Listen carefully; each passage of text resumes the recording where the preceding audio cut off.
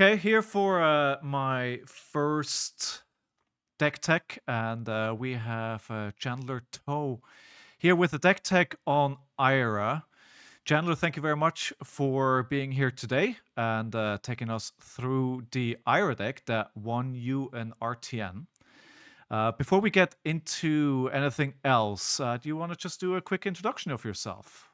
Yeah, like Simon said, I'm Chandler To. Been playing for about 3.5 years now, since Tales of Arya came out. I was a Reinhardt player for the last 3 years, but I just recently picked up Ira with the start of the year, taking her to Calling Memphis. I finished top 32 there. And then, yeah, I've been playing her this RTN season and was able to get a win this season. What are your kind of flesh and blood accolade? In the past, yeah, I've gotten a couple wins with Reinhardt. My best win was actually the first calling at Worlds. I was able to snag that one. Since then, not so much. Did you get that on Reiner? Yeah. Oh wow, that's amazing. as a Reiner stan, love to hear it. So is Brute kind of where your heart is? Is that your favorite class? I think so, yeah. Just Blood Rush Bells is a pretty dang good card. It's nice to have dual threat kind of fill that gap right now. But I do think Brood is a very fun and interesting class, even with the RNG that some people might not love. I would agree. It's a very fun class to play. I wish it was better at the moment, but sadly, it doesn't look like it. Is that the reason why you changed to Ira? Because Brute is hard to play at the moment in the current meta that we had, and even looking forward, or why did you change to Ira? Yeah, I ended up playing Reinhardt at the most recent Worlds in Osaka, and was able to get a top 64 win there. But it's been a very uphill climb the entire time of all of last year, I think, playing Reinhardt. And I think, getting a good finish at, the World Championships was a good kind of way to end my Reinhardt days and maybe transition to actually playing good decks. Yeah, absolutely. So you were looking at transitioning into a good deck, and why did you choose Ira? I mean, obviously because you thought it was good, but what stood out to you in regards to Ira that made you think it would be a good choice in the meta facing the RTN season? Well, so getting into Ira was mainly just because once we saw the spoilers, like everyone else, I realized that Fernito was pretty dang good. Yeah. Um, and even after the ban, I thought she was still very good and very interesting with all the new tools. This deck is full of new cards to the point that it feels like she just came out in this set and kind of really got fleshed out with her identity. And I think she just suits me just because I like playing kind of decks that feel more straightforward. I Yeah. think Fab is a very hard game, so playing a deck that you're not going to make as many mistakes on is much more important than people realize. I think that's a very good point. And also, straightforward decks, less mental fatigue over the course of a long day, instead of if you have very complex decks where you need to constantly think through very complex turns, right? It is a factor. Exactly. What factor did the meta play when you decided to go on Ira for the RTN season? Going into RTN season, I kind of expect that Viscera is the best deck. It's not really a secret. And after that, I expect to be facing a lot of aggro and assassin. And those are the matchups that I feel Ira does very well into. This matchup is not great, but we don't have to worry about that anymore. So Yes. now we're able to really do well against stuff like Syndra and New. Also, having a good Prism matchup is something that's, I think, going to be pretty relevant in the upcoming meta. So I think she's pretty well rounded into some of these higher tier decks. It is a little awkward having bad matchups into some of the lower tier decks, things that I would just call math decks like Dynamo, Florian, Victor. These decks can kind of outgrind you and don't struggle with your mass triggers. But in terms of the top tier, Ira actually has a pretty good matchup spread. Yeah, absolutely. Into the deck itself, then, and what you play. If from your perspective, what does your deck do best? And just before we go into this version of Ira is based around flick knives. They're various different versions of IRA which can be played. So either the traditional, I think what we saw earlier in the year being played or last year, just go for Kodachi for 1, and then with the erase phase, Command and Conquer for 7. That kind of play pattern, often using Shukos in the arm slot there. Or there's also a version which I tried for a short bit, which is full on aggro. But this is like in between there. From your perspective, what does the deck do really well? Yeah, I think the best part of the deck is just being very flexible in that it does have the flick knife synergy of going 4 wide so that, you Kodachi for 1, Kodachi for 2, throw a go again attack, and when they block that, you flick, and now you can present that second mass trigger. But the deck does also, like you were alluding to, still have that core game plan of a Kodachi and a 2 for 7 with the relevant on hit. There's some matchups where I plan on flicking a lot. There's some matchups I'm not flicking as much. For example, in the Aurora matchup, I actually take my flick knives out because I'd rather focus on that 2 for 7 grindy game plan than try to get mass triggers. So I think the flexibility of the deck is the strength, and people won't always be aware of what your overall macro game plan is. I think that is a huge asset, letting them guess, and they don't know what is going to come. I think that's can be a huge advantage. Then if you sit down opposite a hero and they have one game plan and that's what they're going to execute. I think one of the examples that I would see here is Vincent. I think you sit down opposite of Vincent and you know what she's going to do. So having that ambiguity is an advantage for this hero. What, from your perspective, are the biggest weaknesses of the deck? Yeah, I would say the weaknesses are that some decks are just comfortable into this game plan and they can function on smaller hands. They can block you out well. Again, like Dynamo decks, Florian, Victor. It's really rough that they kind of just have better math than you, and you don't really have a way to force additional raw damage because you're getting an advantage against other decks by presenting on hits that they're not comfortable blocking with, or once they block with, they present a much weaker turn. They need their larger hands. And if you were to sit down and think about what your ideal game plan is, what would you say that is? What does the ideal game look like when you're sitting down opposite any opponent? Yeah, I think a good way to think about your deck's overall game plan is think about how many cards do you plan on blocking with on an average turn.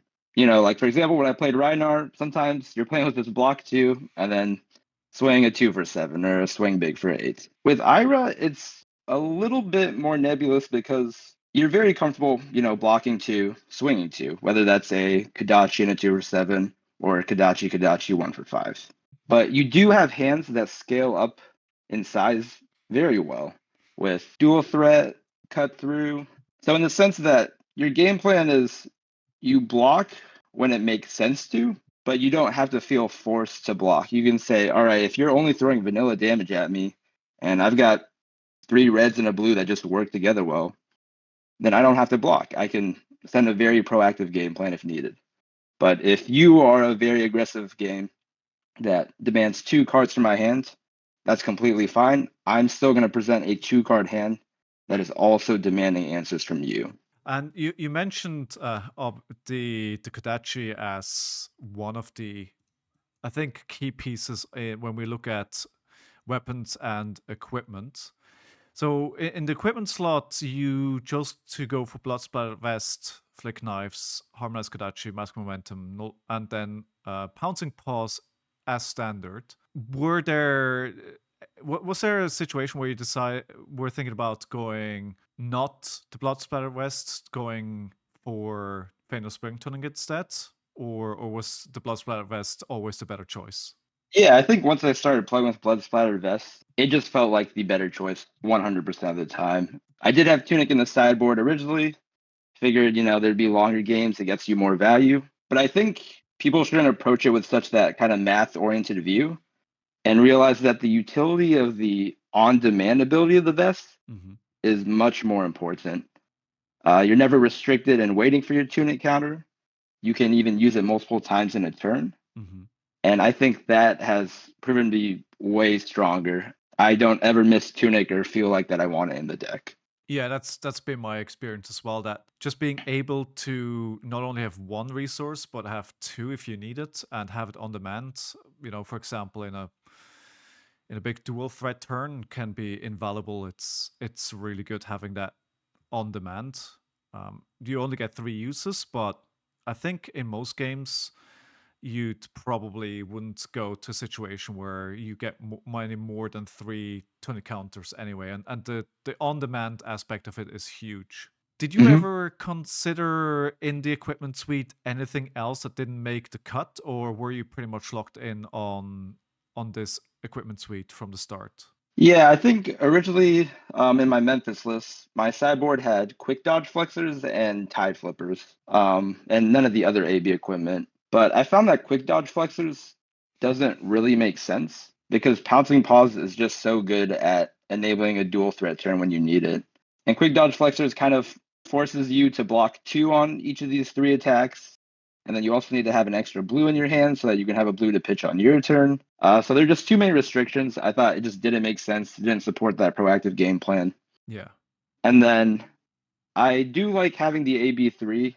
Specifically, as I mentioned, the No Room gloves into Aurora has felt a lot better. Yeah. But playing into like Vincent, I still do tide flippers because I'd rather have the flick knives. Yeah. So I'm pretty satisfied with this equipment loadout and don't think I would change anything. And just moving onwards to the deck overall, was there in your RTN that you won, was there a card or a combo of cards that was a clear MVP during the tournament? Yeah, I'd say the cards have been performing well. Obviously, CNC is one of the best cards in IRA, Yeah. but the cut through has been amazing, and Take the Tempo is definitely the best finisher in the deck. Just the best 3 card hand is a blue and cut through and Take the Tempo, so that even though they will block the on hit of the cut through, you're still presenting another pseudo mass trigger with the Take the Tempo, even if you don't flick. If you do flick, now you have basically 2 card draw. So it's been very strong. And I think Take the Tempo is also slept on because people don't utilize flick knives to turn it on. Yeah. Because unlike Mask of Momentum, it doesn't require 3 chain links to hit. You only have to hit 3 times on the combat chain. Yes. So playing a cut through, flicking a dagger, if that hits, it will become 4 go again. And then playing to Take the Tempo, its on hit will be live if the dagger and the cut through also hit. So that's a very strong, just 2 card hand. And then going to the blues, this suite might look a little bit weird because I was originally running cards to support looking for a scrap, flick flack, Ron remains. But Yes. then that just ended up to me every time I had to play a blue, I said, why am I playing a 1 power attack? Yes. And the important part is that I was also requiring my action point to play this 1 power attack. So that to me is the benefit of playing these attack reactions, is that when I'm in a situation where I'm forced to play a blue, I do not want it to take my action point because, I want to play a red finisher as well. So it's very important to not have these clunky blues and that they're going to block and they're going to pitch for 3. But when I have to play them, they'll still function well with my deck. So yeah, very specifically, Nip at the Heels, I think, has been very good in the sense that it enables mass triggers and it has that high ceiling. Concealed Blade also does the same thing, but it's been around a little bit longer. But I'm very happy having those 2 blues in my deck. Yeah, I think the blues in Ira have always been, in the past, felt like, oh, you just put in whatever 0 cost blues that block for 3 and they're kind of interchangeable. Obviously there is some synergy with flick flack. There's also some shenanigans you can do with the tiger, creating them off the pouncing paws. You can do some things there, but it was really never great, and your approach here is very interesting. I played the deck this weekend myself, and I got some weird looks from people when I played Snip at the Heels. I was told that's just Draft Chaff. Why are you playing this card? But I think I agree with you. It's like it's really good, and there are situations, especially that you mentioned earlier on, where some not meta decks are difficult to beat, especially the ones that run dynamos. Um, they would often use that into the first Kodachi, right? That comes in for 1. And then if you have a blue that you don't necessarily need to pitch, and you can just push that dagger up by 1 and give that block of the dynamos less value, that really, really helps later in the turn to threaten a mask trigger that you wouldn't otherwise, right? And then suddenly they need to block more than they wanted to, which is really good. Yeah, I think it's very good to have that perspective with your blues that they might look funny to play, but just remember that you are blocking and pitching them, 90-95% of the time. Yeah. And then the times that you do play them, you want them to have that ceiling of, okay, this Nip of the Heels gave me 1 damage and a mass trigger, which just turned into a very good red card, which is kind of, the reason I'm running throw daggers, even though I might have played it once in my last 2 RTNs. Yeah. But the ability to turn that blue into a red is the reason it's in the deck. While something like, blue upsticks is a good card that supports the game plan, but it is not blocked for 3, and my Yeah. blues are pitching and blocking most of the time. Yeah. Minimizing the 2 blocks, I think, is probably pretty important in the game plan, I would assume. Yeah, we don't have a fridge, and their decks like Aurora and Prism, where we will be pressured to block out at some point, and that 2 block can be a liability. We talked about one of the strong combos. Is there a card in the deck that surprised you when you played it at the RTNs, or did all the cards more or less perform like you were expecting? I would say most of the cards kind of work as expected. Maybe one card to mention is Pain in the Backside. It's kind of just a role player of more go again, a 0 cost, good for dual threat and just being a little more proactive. But I do like that the on hit can pressure people to block a little bit strangely, so that sometimes into aggro decks, I'll throw the Pain in the Backside for 3. They'll decide to block it with a 3 block from hand, and then I throw the CNC for 7. Which they're not always prepared for. And there are times where, especially if they had a D-React parked in Arsenal, that if I did Kadachi, Pain in the Backside for 4, and then CNC for 6, they would have put their D-React in front of that Pain in the Backside. So I think the utility of that card and kind of presenting a on-hit that's not that important, but your opponent can misplay and block it when they don't really need to, has felt pretty good. So it was a recent addition to the deck that I'm pretty happy with. So going on the other side then, is there a card that you feel underperformed that you, in a newer version of the deck, consider cutting?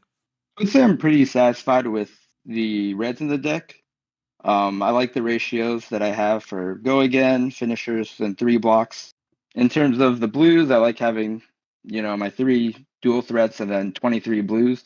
They're pretty flexible in that, if you have personal preference and you don't like certain cards, I think it's fine to change some of them out, like Throw Dagger, Burdens of the Past. But overall, as long as you, keep the Conceal Blade and Nip at the Heels, Warmongers, if you have them, they're not critical, but might as well run them if you do have them. I think that's kind of where there's some flexibility in the deck. Yeah, I think one of the cards that I was a bit surprised to see is Burdens of the Past. Yeah, it was kind of just a hedge for defensive decks like CYB, Riptide as well. Just so that if you're forced into that long game, you can kind of pitch stack it and it can end up winning you that game. I do think it's not super important, and it actually is a liability against new. Probably actually the scariest blue for them to steal because, and again, it's not crucial, but I think it's just a nice kind of safety net. And because the blues are so flexible that as long as they block 3 and pitch for 3, you can fit in some utility if you'd like. If you want to increase the consistency of the deck, you can put in more 2 power attacks. I think Rowdy and Stab Wounds are the ones that make the cut just because they actually have effects when you attack with them. But a card like Nasty Surprise is not too bad. I've played with it before. You can throw 2 cost attacks with that extra resource, or you can just, get back a sensor when you get Codex and play that out. But you do have to be aware that that Vigor resource makes it so that you can't lead your turn with Kadachis. And it's a little less flexible in that sense.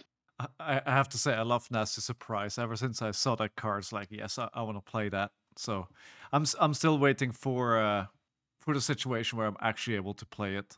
Sadly, the deck is probably not the cheapest to build. I think what makes this deck a bit better than earlier iterations of Ira is that there's no Faendal Spring Tunic, which would push up the price even further. But if you were asked by somebody who's trying to build this deck on a bit of a budget, are there options where you'd say you can take a couple of the most expensive cards out and it still functions what it wants to do? Or do you think the cards that you have in the deck here are essential as is and it's really hard to bring down the price on this? Yeah, it's definitely a little bit of both. Hmm. We're basically running the ceiling of what an Ira deck can be. The shelters and warmongers, not critical at all. Those are just nice to have, and their ability is not really relevant most of the time. Favor Seed will work just fine. I would say the equipment is the most important part for simulating this game plan, which a little bit pricey. I think it's 250, 300 for that kind of set of legendaries. But I'd say a lot of these majestics that 10, 20 bucks a piece, they're not as crucial for getting the feel of how the deck plays, right? Like an Erase Face, a Weakest Link. At the end of the day, these are sideboard cards. You can still play the deck without it. Now, obviously, CNC is one of Ira's best cards, and you really want that one. But besides that, I think a lot of the other majestics that are a little pricier uh, just aren't necessary. I'm not as familiar with the other builds of Ira, and I'm sure there's probably more budget-friendly options that way, like an aggressive Ira that runs less generics. But I would say this build of Ira does have a baseline of cards that are important, but it also has that upper half of the deck is really not needed, and it's just there for a minor amount of utility. Yeah, sounds good. And I have to admit, when I played this deck this past weekend, I had one shelter because I'm too cheap to buy the shelters. Personally, for me, I feel like they're a bit too expensive for what they offer. I think it's a good card. I don't think it's the price point is where it should be for this kind of card. That's just personal opinion. I think it's probably a bit inflated because people needed them for the RtN season, so the demand went up, and I do expect the demand to come down. So the only shelter that I had was the one that I opened a weekend before, and I ran the Fate for Scenes, and I think it's, as you say, it's a decent replacement. It doesn't do quite as much, but it's also a common compared to Majestic. But I think it's a fine replacement if somebody doesn't have the budget for the whole deck. Completely agree with you there. Mhm. So overall, in the cards in the deck, before we get to the tournament breakdown, is there anything else you want to mention about the cards in the deck? Anything that you may have considered putting in, or Yeah, I'd say I covered the deck mainly. I guess I didn't really talk about Dual Threat, yeah, but I think by now people know Dual Threat is a very good card, and it's part of the reason why I do prioritize the Pouncing Paws, since it enables you to do Dual Threat turns on a smaller hand. what's your ceiling on? Do you remember the kind of the biggest turns that you had with this card? I mean, yeah, generally it's just Kadachi and throw a the Crouching Tiger or the Cut Through, and then you just get a Dual Threat into your Kadachi, and then either a 1 for 5, or you can also do a 2 for 6 if you activate Vest. But it's also fine to just, into some of these more aggressive decks, just go Kadachi, Dual Threat on hit for 10. Yeah, And that can be pretty devastating in its own right. yeah. It doesn't feel great when you just do Kodachi dual threat CNC because you want to do a bigger turn, but then you just have to check yourself and be like, well, 10 Command and Conquer for 10 is pretty good. it's a pretty Yeah, big that's problem. not fair. No. So then, just overall, you took this to a win at an RTN, I think 2 weeks ago. What were the matchups that you had in Swiss? Yeah, so it was a 6 round Swiss. First round was a loss to Fang, and then I had wins against Viscerai, Mario, and Prism. And then I conceded my last round since I was already locked for top 8. What of those was like? I mean, obviously you lost the game into Fang, but which one do you feel like was the toughest matchup that you faced with this deck? The Viserai matchups were definitely pretty tough. I think I kind of got there because they had a couple Runeblade hands and a couple of mistakes with, armor blocking, and, Mm-hmm. they don't always necessarily know exactly what I'm going to do. But the Mario and Prism matchups felt very comfortable. Those are games that I won with a very good life lead and felt in control the entire time with all the defensive options I had. Personally, for me, Arachne Marionette has been a pretty big challenge. I have to say, how do you play that matchup? It is pretty scary because I feel like I'm defensive in that matchup, which means I am marked for a lot of that matchup, and they have a lot of active on hits. But a lot of the time, I kind of just have to decide to commit to not blocking Mhm. when I know that I can't match their attack reactions. Because sometimes you're in a very comfortable position where you got a wax on, you've got a 4 block D react. You're saying, nothing's going to hit me, nothing scary is going to happen. Yeah. And then you have hands with no D reacts, Yeah. and you kind of just have to say, well, this is a good proactive hand, so I'm probably just going to take the damage that's coming at me because I know I can't deal with their reactions. So I think that you have to change your macro game plan into assassins depending on the utility you have with D reacts. Absolutely. That's a very good tip. I'll try to incorporate that into my own games. So after Swiss, you went into top 8, and I think the first you went into Syndra first there. I think you said that matchup is quite good, right? Yeah, that matchup felt just very in control and favorable. I even did make a big mistake and basically let them have a free mass trigger very early on in the game, but I think the game was 20-13, and I was throwing a CNC for 10, and they just conceded at that spot because it was so far ahead. Yeah. Um, Syndra's definitely one of the most favorable matchups because it's pretty telegraphed what they're doing. And again, your deck is comfortable at blocking out their mask of momentum while also presenting your own mask of momentum. Okay, and then the next game was into Viserai. Was this a rematch into the ones that you had played earlier, or different Viserai? No, this was a Viserai I had conceded to in the last round of Got Swiss, it. but he was playing a more combo build with a lot of drawn to the dark dimension, more aggressive, and no face purgatory, which I think is one of Ira's least favorite cards to sit across from. So I had a lot more utility in being aggressive into that, so I was able to get that one. And then the final versus Azalea. How did that go? Yeah, I would say Azalea is a reasonably favored matchup for Ira. Obviously, the Red Ledgers and the Seek and Destroys are very scary, but the onus is kind of on them to hit their ceiling and present those really scary on hits, or else you'll be a deck presenting your own Mask of Momentum triggers, and they don't like blocking. Which of the games in top 8 was closest for you? I would say that Viserai game was definitely still very grindy and required a lot of good decisions. I think, one or two mistakes would have changed the result of that game, Mm-hmm. but thankfully it's a matchup that we don't have to worry about anymore. Yeah. We'll see which deck is going to be the next boogeyman of the upcoming meta, and that actually leads us nicely into the next point I wanted to talk about. How do you see the upcoming meta without Viserai, and how Ira fits into that? Do you think it's still going to be a good deck? Yeah, I would say so. In my mind, take it with a grain of salt. I'm not super involved with, like competitive teams and everything that know a lot about the meta. I just focus on kind of my own deck. Mm-hmm. But in my mind, the top 6 in no particular order is Syndra, Ira, Prism, Enigma, New, and then Aurora. Um, and then Vincent is kind of like that 7th deck, that dark horse. Yeah. But if we evaluate that meta, I feel very comfortable into Syndra, New, and Prism. Mm-hmm. And then Enigma and Aurora, I would say, are kind of close to evenish. It can be a big swing one way or the other.